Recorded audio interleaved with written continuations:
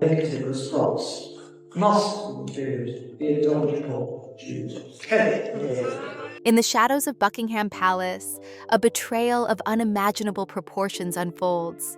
Priceless jewels, once worn by Princess Diana, are missing, vanishing without a trace. As whispers echo through the halls, one name rises to the surface: Camila. Loss and uncertainty.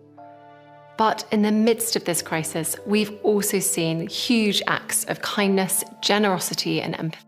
The woman entrusted with preserving the royal legacy, now at the center of a scandal that threatens to unravel everything. What started as a quiet mystery will soon send shockwaves through the monarchy, as a family grapples with a truth too painful to ignore.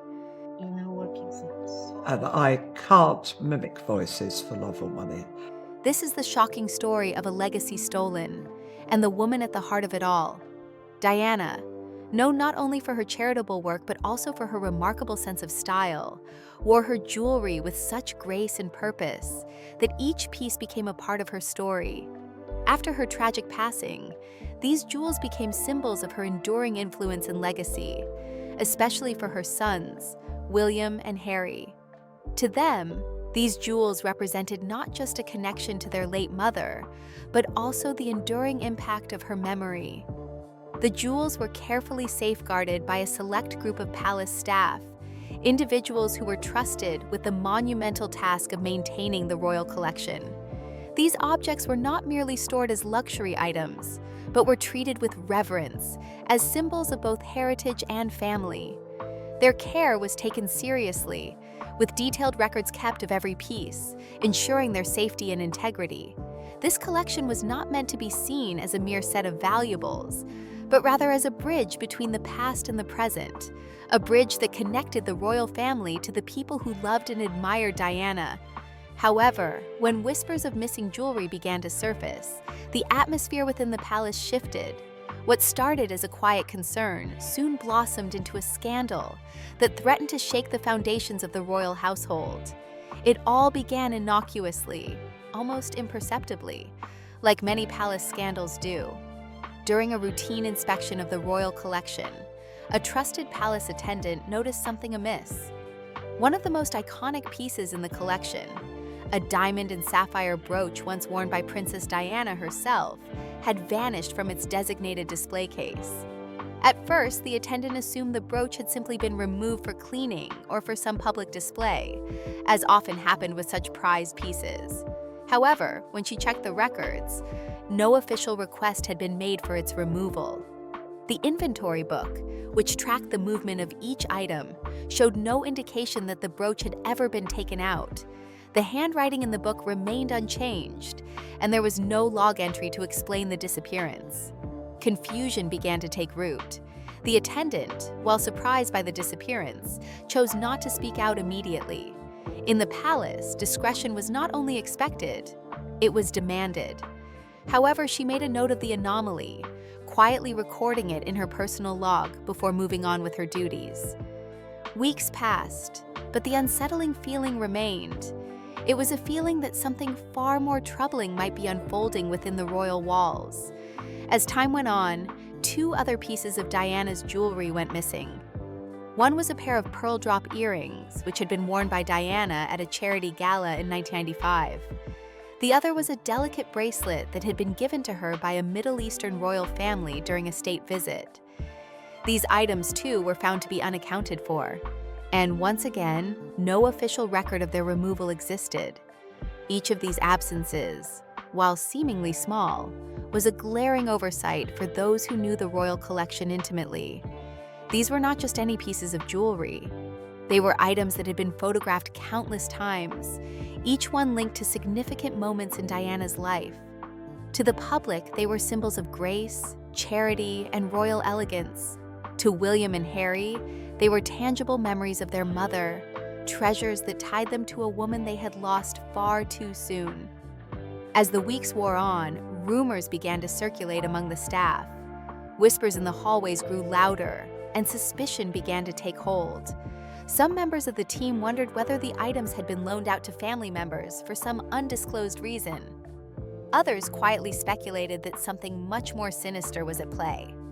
The possibility of theft, whether accidental or deliberate, was becoming too likely to ignore. But in a place like Buckingham Palace, where secrecy is paramount, no one dared speak openly about what was happening. The palace staff, trained to notice the smallest details without drawing attention to themselves, could only watch as the mystery deepened. Catherine, the Duchess of Cambridge, was among the first to hear about the growing concern. One afternoon, while preparing for a state banquet, one of her trusted attendants approached her. The attendant, clearly uneasy, mentioned a small but troubling discrepancy in the jewelry log. Catherine, who had always understood the sentimental value of Diana's jewelry collection, felt a flicker of alarm. She was aware that some items were often moved for cleaning or appraisal, but these were pieces with deep personal meaning to the royal family. The idea that they might be unaccounted for, perhaps stolen, was unsettling. Catherine asked to see the records herself. Later that evening, sitting in her private study, Catherine carefully examined the inventory book and the accompanying photographs of the missing pieces. Her heart sank as she realized the gravity of the situation. The missing jewelry was not just any jewelry. These were the pieces that Diana had worn most often in public, jewels that had become synonymous with her image and her legacy. The sapphire and diamond brooch, for example, had once belonged to Queen Mary and had been passed down to Diana as a wedding gift. It was more than a mere ornament. It was a symbol of royal continuity, an heirloom steeped in history. The pearl drop earrings, meanwhile, were perhaps the most elegant and understated of Diana's jewelry collection. They were frequently worn by her during charity events, where she made her most significant impact.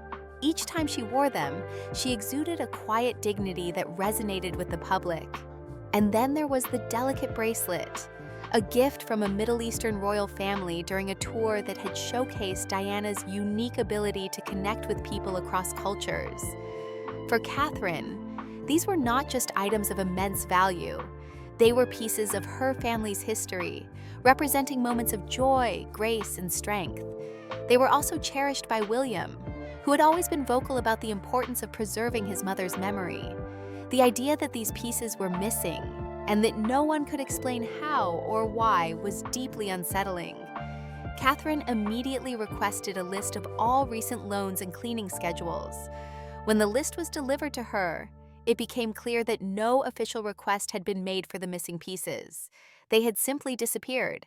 Catherine could feel the unease growing, but she also understood that in situations like these, jumping to conclusions without evidence would only lead to more confusion. She needed to gather more information before taking any drastic action. Later that night, she spoke with William in the privacy of their quarters. As she laid out the details of her investigation, William's expression hardened. His mother's jewelry was a cherished part of their family's history, and for it to be lost, especially without explanation, was unacceptable.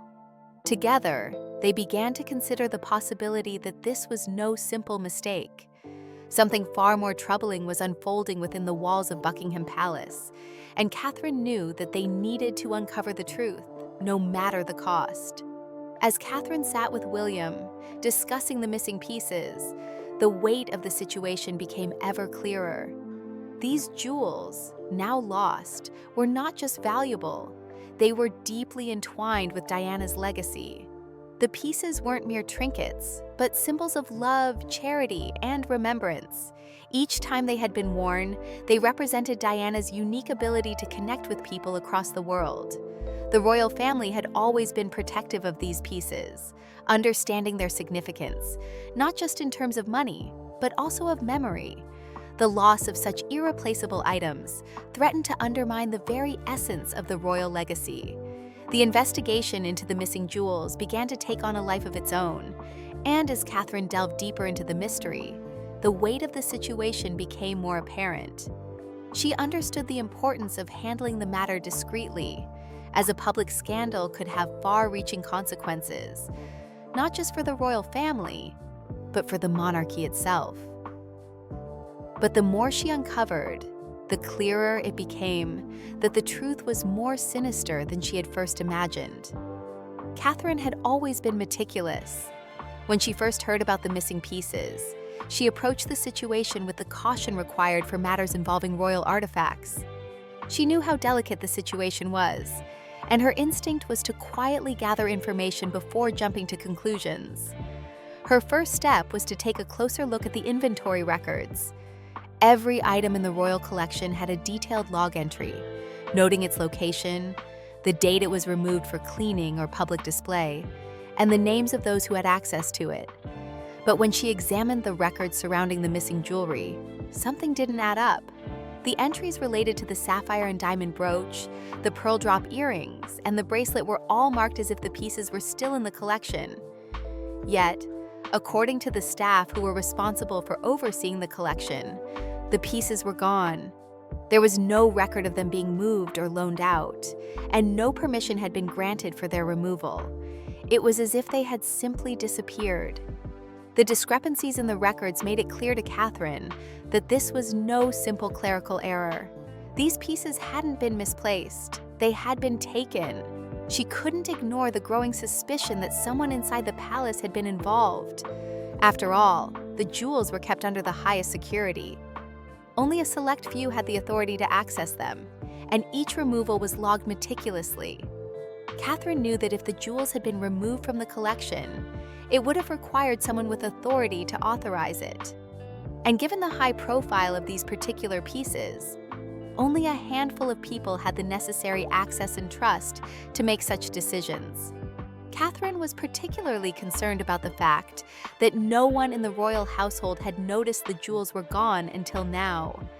The collection was closely guarded, and the palace staff was always aware of its most prized pieces. This was no ordinary collection. It was filled with treasures of historical and sentimental value. To think that such items could simply vanish without anyone noticing was deeply troubling. As Catherine pondered the situation, a small but important lead surfaced. While reviewing correspondence from various royal patrons, she came across a letter from a charity associate in Paris. The letter was a routine update about an upcoming fundraiser, but buried within it was a casual mention of a private auction in Monaco. The associate had noted that a striking sapphire and diamond brooch, which she was certain had belonged to Princess Diana, had appeared in the auction catalog. The letter was innocuous in tone, and the mention of the brooch seemed almost an afterthought. However, Catherine's pulse quickened when she read it. She had seen that brooch before. It was unmistakable. Catherine immediately began her own investigation. That evening, she searched online for any references to the Monaco auction. She found images from the auction preview, and there it was, the brooch, beautifully displayed under the bright lights. It was the same piece, the one once worn by Diana on several important occasions. The auction description didn't mention its royal provenance, but it did refer to a distinguished history. The piece had already been sold to a private collector, though the auction catalog made no mention of the sale's details. The discovery confirmed her suspicions. This was no coincidence. The brooch hadn't just appeared in the auction by chance. It had been deliberately placed there, likely as part of a plan to sell off royal treasures under the radar. Catherine knew this wasn't the end of the story. She had to find out who was behind it. The next few days were spent gathering information and reaching out to trusted contacts. Catherine discreetly contacted her associate in Paris, asking for more details about the auction and the sellers involved. A few days later, she received a response, which included a list of the lots that had been sold at the auction, along with a few photographs from the event. Among the photos, one image stood out. In the background, partially obscured by the crowd, was a figure Catherine recognized.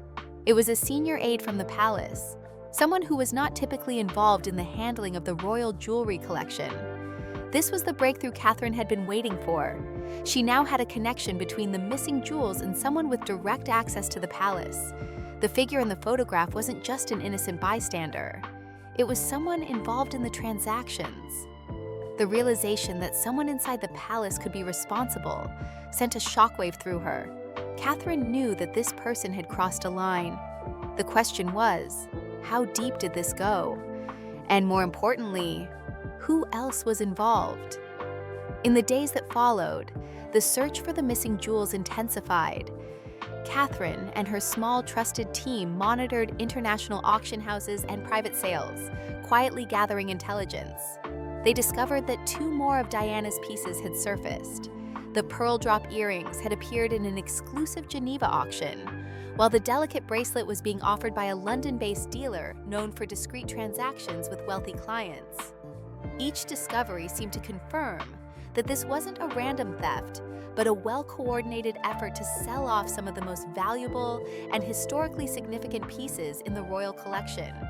What was even more alarming was the fact that these transactions were happening internationally, suggesting that the operation was not limited to one person, but was part of a larger network. The dealers involved appeared to be operating with the full knowledge that their sales would go unnoticed by the public and the press. Catherine knew that she couldn't simply sit back and wait for the pieces to surface in other auctions. This was no longer about missing jewelry. It was about the integrity of the royal family and the protection of Diana's legacy. She knew that if she was going to uncover the truth, she would have to dig deeper. But Catherine was careful.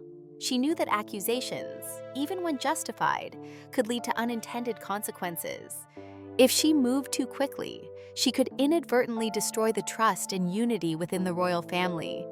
She needed to proceed cautiously, gathering as much evidence as possible before making her next move. The more Catherine uncovered, the more she realized the extent of the betrayal. This was not just a matter of missing jewels. It was a calculated attempt to remove these treasures from the royal collection, to sell them off to private collectors without anyone noticing. The question was no longer whether the jewels would be recovered, but who within the palace was behind the scheme, and how far the conspiracy reached. After Catherine's discovery, the investigation into the missing jewels took a significant turn. The more she uncovered, the more she realized that the situation was far worse than she had originally anticipated.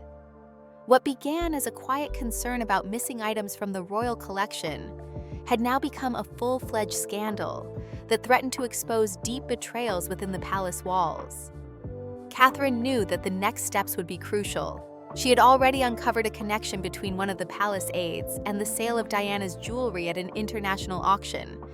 The pieces had been sold quietly, without any official record or explanation, but the evidence she had gathered so far pointed to something even more troubling. This wasn't a random theft. This was an orchestrated effort to sell off some of the royal family's most valuable and emotionally significant treasures. As Catherine sifted through the evidence, she began to piece together a disturbing pattern. The missing jewels weren't just disappearing. They were being deliberately removed from the collection and sold to private collectors. The sales had been carefully planned and timed to avoid detection. But what was even more alarming was the fact that these transactions weren't isolated incidents.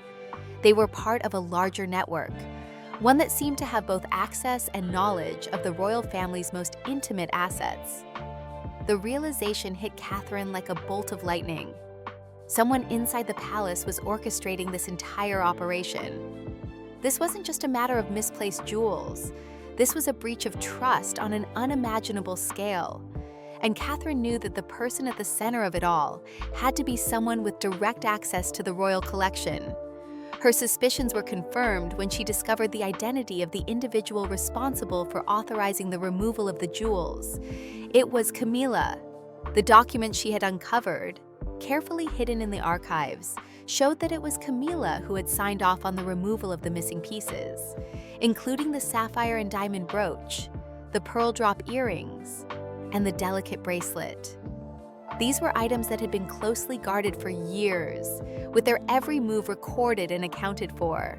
For Camilla to have signed off on their removal without any official explanation was nothing short of shocking. Catherine couldn't believe it at first. Camilla, a member of the royal family, had been entrusted with the preservation of Diana's legacy. Yet she had betrayed that trust by secretly removing these precious pieces from the collection. What was her motive? Was it greed? Or was there something more personal at play? Catherine didn't know, but she knew that whatever the reason, the consequences of Camilla's actions were going to be far-reaching. William, too, was shaken by the discovery. He had always been protective of his mother's memory and her belongings. seeing them not just as valuable jewels, but as personal connections to a woman he had lost far too soon. For him, these pieces represented something irreplaceable. They were not just symbols of royal status, but tangible reminders of Diana's love, kindness, and strength. To learn that someone within the palace had taken them with no regard for their emotional significance was a betrayal that cut deeply. Together, William and Catherine knew they couldn't let this go. They had enough evidence to prove that Camilla had been directly involved in the removal of the jewelry. But Catherine knew that simply confronting her with the facts wouldn't be enough. Camilla had to be confronted in a way that would leave no room for denial or deflection. The stakes were too high for anything less. It was at this point that Catherine decided to take the next step in their investigation. She reached out to a trusted senior member of the Royal Archives team, someone who had been in service long before Diana's time. This individual, though cautious and discreet, was someone Catherine knew could help her uncover the final pieces of the puzzle.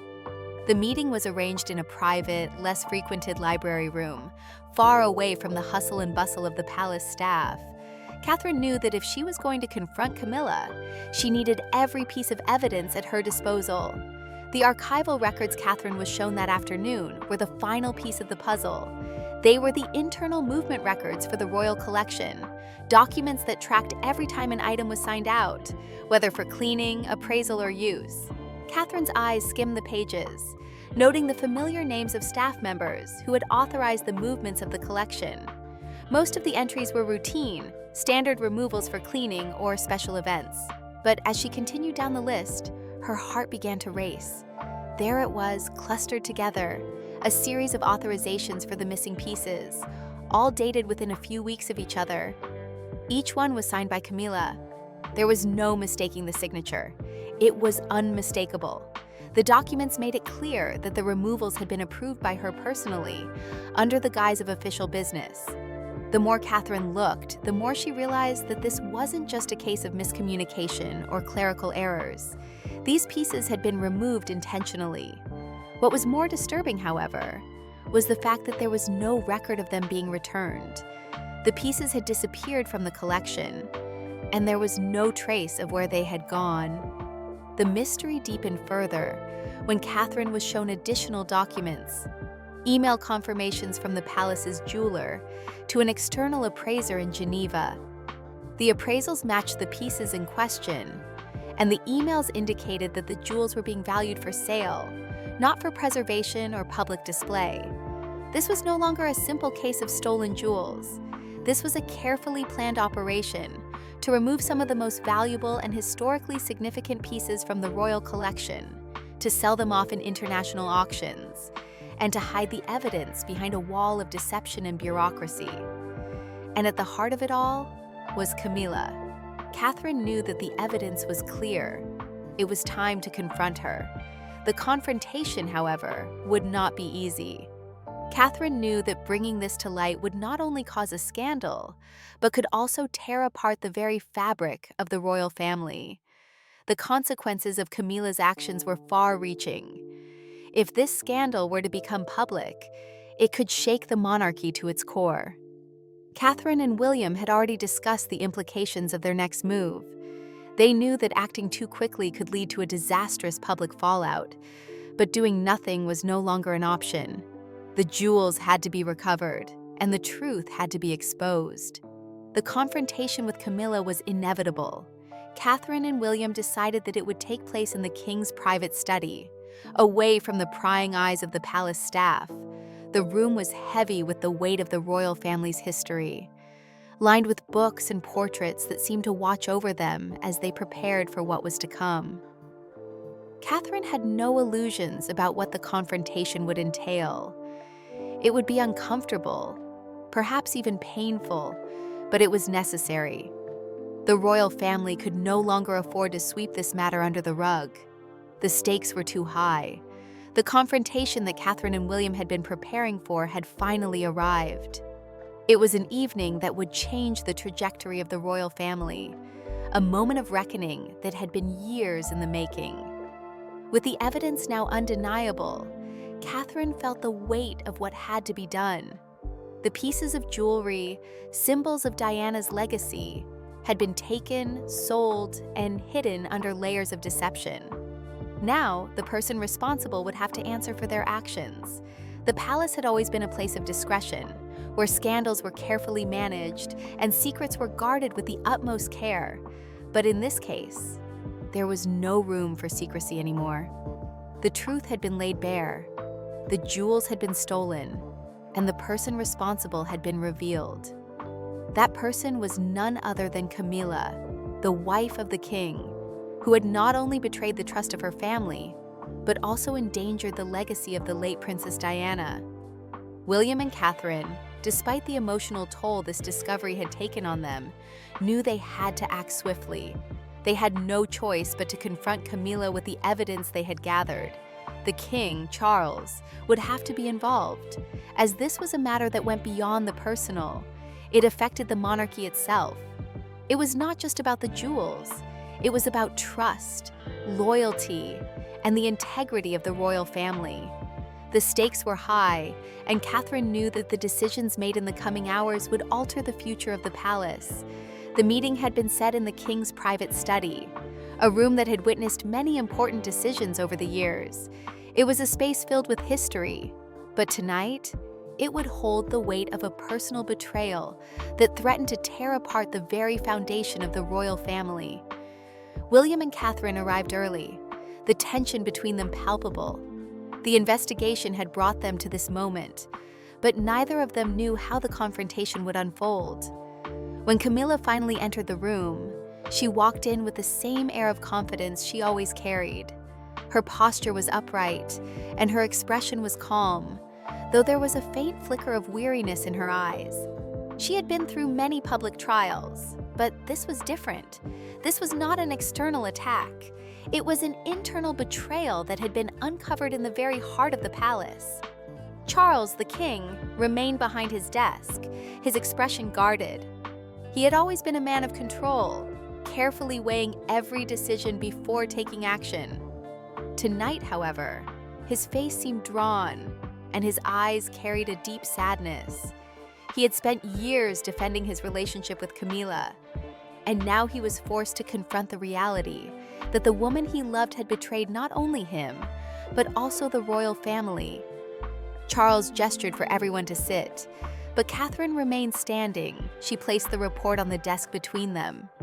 The documents were undeniable, a record of the missing jewels and the transactions that had followed their disappearance. There was no more room for denial. The evidence spoke for itself. William began the conversation in a calm, measured tone. He explained how the missing jewelry had been traced from the royal vaults to international auctions. He went through the list of authorizations signed by Camilla herself, detailing how the pieces had been removed under the guise of official business, only to be sold off to private collectors. The evidence was overwhelming. There was no way to hide behind explanations or deflections anymore. As William spoke, Camilla glanced at the documents, her face betraying little emotion. Her usual confidence remained, but Catherine could see the subtle shift in her demeanor. She was no longer the woman who had carried herself with such ease in the royal family. Now, she was a figure trapped by the weight of her actions, struggling to find a way out of the corner she had painted herself into. When William finished speaking, the room fell silent. The only sound was the ticking of the grandfather clock in the corner, each second growing heavier as the truth settled in. Camilla's response was calm, even composed. She denied any intent to sell the jewels, claiming that they had simply been moved for valuation and potential insurance updates. Her tone was deflective, but there was no conviction behind her words. Catherine could see through the excuses. She knew the truth. At that moment, Catherine stepped forward. Her voice was soft, but it carried an unmistakable weight. She recounted the timeline of the removals, the appraisals in Geneva, the photographs from Monaco, and the financial trail that led back to an associate in Camilla's inner circle. Catherine didn't speak as a daughter-in-law at that moment. She spoke as a protector of Diana's legacy. She made it clear that the matter was not just about the stolen jewelry. It was about the betrayal of the family's trust and the violation of something far more precious than any material possession. Camilla listened in silence. Her gaze shifted between Catherine and William, but there was no denial, only a quiet deflection. She spoke of priorities, public appearances, and the need to manage resources, but none of it mattered anymore. The truth was out, and the damage had already been done. Charles, who had been silent until this point, finally spoke. His voice was low, but there was a noticeable undercurrent of disappointment in his words. He had always valued family unity, and he had fought hard to keep the peace within the royal household. But now he was faced with a reality that could not be ignored. His wife had crossed a line, one that could not be undone. For a long moment, no one spoke. The air in the room was thick with tension. The family had been through so much together, and now they were facing a betrayal that threatened to unravel it all. Charles looked from Camilla to William and Catherine, his expression hardening as he weighed the gravity of the situation. Finally, Charles spoke again. His decision was made. The king would act to protect the integrity of the royal family and ensure that such a breach of trust would never happen again. Camilla, though still retaining her title, would be removed from all direct involvement with royal assets. She would no longer be permitted to handle or manage the royal collection. Her public duties would be suspended, and her role within the palace would be reduced to ceremonial appearances. Charles spoke the words without hesitation, though there was pain in his voice. He knew that what he was doing would cause a ripple effect within the palace, and the consequences of this decision would be felt far beyond the walls of Buckingham Palace. But he also knew that it was the only way forward. The royal family could no longer afford to turn a blind eye to what had happened. Camila had to be held accountable. The meeting ended quietly, with no grand statements or emotional farewells. Camilla left the room with the same composed demeanor she had entered with, but Catherine could see the cracks beginning to show. The weight of the decision had settled on her, and there was no escaping the reality that her role in the royal family had been irrevocably changed. The announcement that followed was brief and controlled. It spoke of a restructuring of duties within the royal household, a reassessment of roles and responsibilities. The statement was careful not to mention the missing jewels or the investigation, but those within the palace knew the truth. Camilla's influence had been stripped away, and her role in the family's affairs had been reduced to a shadow of what it once was. As the days passed, the royal household began to adjust to this new reality. The whispers that had once filled the corridors of Buckingham Palace were replaced by a quiet sense of resolve. The jewels, though still missing for a time, would eventually be recovered, and the legacy of Diana, though temporarily threatened, would endure. For William and Catherine, this chapter in their lives marked a turning point. They had faced a betrayal that had shaken the foundations of the royal family, but in the end, they had emerged stronger.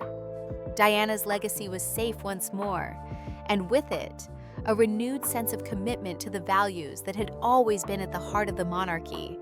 The royal family had endured betrayal, conflict, and loss. But in the end, it was not the jewels that mattered most.